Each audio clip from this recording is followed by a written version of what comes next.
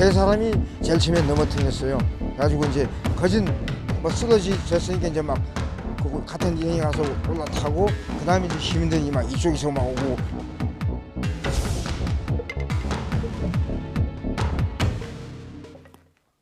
예, 조금 전에 여러분 화면 보셨을 겁니다. 서울 강남 번화가에서 20대 남성이 흉기로 난동을 부렸다고 하는데 이 뭐 칼을 들고 막 그런 거예요? 뭐예요? 흉기인데 한 30cm 정도면 엄청 큰 거예요. 어이고. 그걸 들고 무작위로 이제 교대역 쪽이면 사람 많거든요. 아, 그렇죠. 근데 다행히 그 곱창집도 많고. 9시 25분께인데 저 횡단보도 쪽에 다행히 그날따라 예. 사람이 그렇게 많지는 않았던 것 같아요. 아. 근데 그럼에도 불구하고 이 사람이 이제 뭐 흉기를 그 30cm 정도 되는 걸 가지고 휘두르니까 거기를 지나가던 이제 일행이 그 네 분이 있었는데 사실 나중에 밝혀졌지만 대법원 직원들이에요. 예, 대법원 직원들인데 결국 이 사람한테 항거하면서 마구 그 지금 일행한테 여기 덤비니까 이제 달려드시는 분들이 법원 직원들. 법원 직원 네 분이 대법원 예, 직원들입니다. 이제 가방을 해가지고 막으면서 네 명이서 제압을 했어요.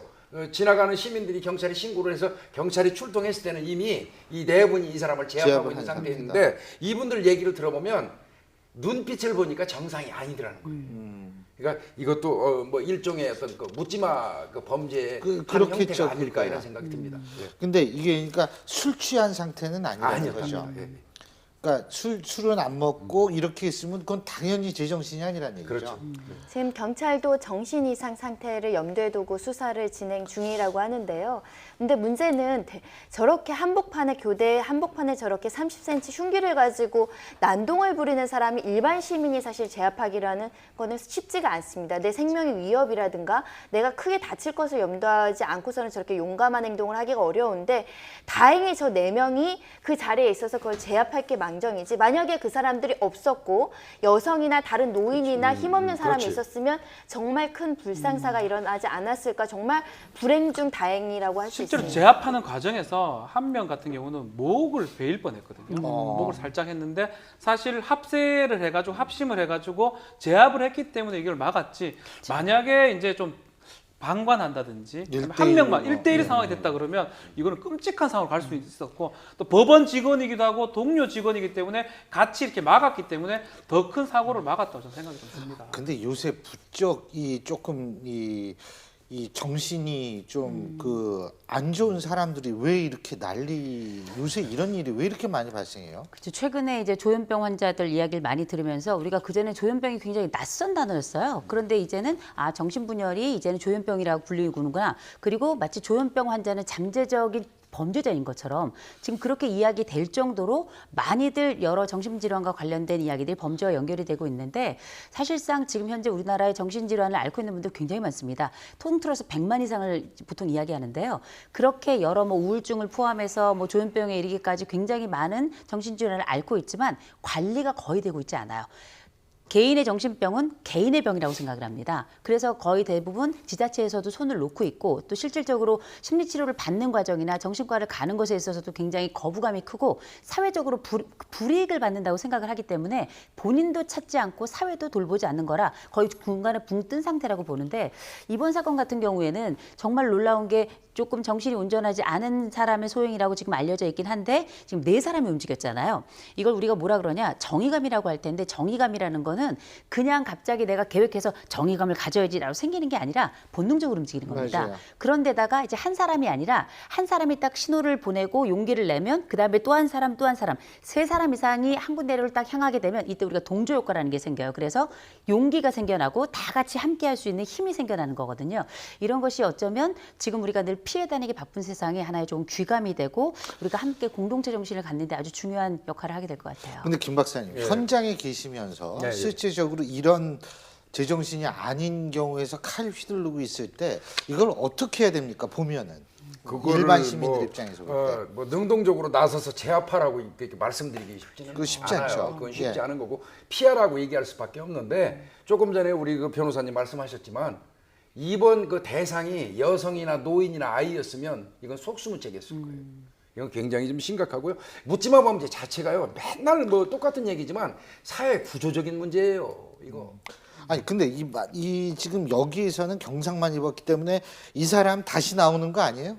아니에요. 그렇지 그런데 않습니다. 지금 상황상 봤을 때는 목이라든지 얼굴을 좀 한 게 좀 아주 강렬하거든요. 그러니까 흉기를 사용한 게 살인 미수나 이쪽으로도 갈 수 있다는 생각이 좀 살인 미수 들고 뭐 그렇게 된다 그러면 사실 정신 이상 부분이면 치료 감호라든지 이런 부분도 생각을 좀 해야 될 부분 같고 아마 지금 상황에서 뭐 빨리 뭐 형을 적게 받고 나올 수 있는 경우는 아니지 않을까. 저런 어떤 블랙박스라든지 영상이 있기 때문에 검찰이라든지 법원에서 저걸 봅니다. 보게 되면 어떤 위험성을 보이기 때문에 쉽게 이렇게 형을 줄여서 내보내진 않을 거라는 생각이 듭니다. 근데 이제 이런 사람 치료도 필요한 거 아니에요? 사실. 갑니다. 치료합니다. 치료도 해야겠고. 근데 진짜 아까 관리가 안 된다고 말씀하셨는데 이거 관리가 심각합니다. 그 영국에서 그 하원 의원 살해한 범도 정신이 온전하지 않은 경우라는 얘기가 있는데 이게 전 세계적인 현상이라고는 하지만 뭐 외국도 관리 잘 못하니까 우리도 이건 말이 안 되는 얘기거든요. 그러니까 우리가 이제 정신보건법 개정 문제가 항상 등장을 하는 것인데 예. 항상 이런 것들에 대한 조치가 강력화돼서 시민사회를 안전하게 하기 위해서는 또 다른 부분에 대한 인권을 또 침해해야 되는 부분이 있거든요. 그래서 예. 이 부분에 대해서 우리가 사회적으로 공론화의 장에서 어느 정도 정신질환자에 대해서 의무적으로 치료할 수 있는 제재 수단을 강구할 것인가도 같이 논의를 해야 될 필요성이 있고요. 특히 우리가 이제 보도를 할 때 혹시나 이런 것들도 모방 범죄의 일환으로 강남역에서 발생된 칼 사건 이후에 이런 것들도 모방하는 범죄가 있을 수 있기 때문에 보도나 이런 부분들도 좀 신중하게 자제할 필요성도 있지 않을까 싶고요. 결국은 모든 조현병 환자가 잠재적 범죄자로 취급하는 것은 절대 안 됩니다. 하지만 이상 신호가 있고 실질적인 위협이 발생할 수 있는 사람한테는 실질적으로 경찰이 개입할 수 있는 수단도 마련이 돼야 되는 것이거든요. 그래서 조금 더 강력한 어떤 제도적인 그 장치가 필요한 시점입니다.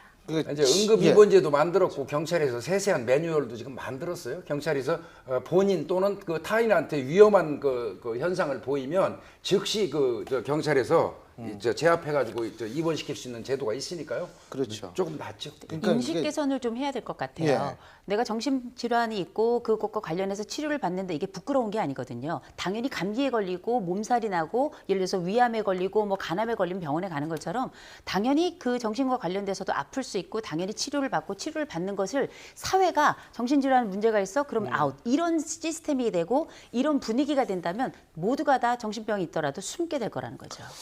그렇죠. 근데 어쨌든 조치는 좀 있어야 되지 않을까. 그러니까 이게 치료를 받으라는 건 인권 문제가 아니거든요. 그렇죠. 아픈데 치료받는 게 무슨? 그 오히려 그 인권을 증진시키는 거니까 좀 그런 방향으로 좀 사례를 줄여야 되는 거 아닌가라는 생각이 듭니다. 이거 불안해가지고 자식 키우는 입장에서 이거 어떡합니까? 오늘 네 분 말씀 여기까지 듣겠습니다. 고맙습니다. 맞습니다.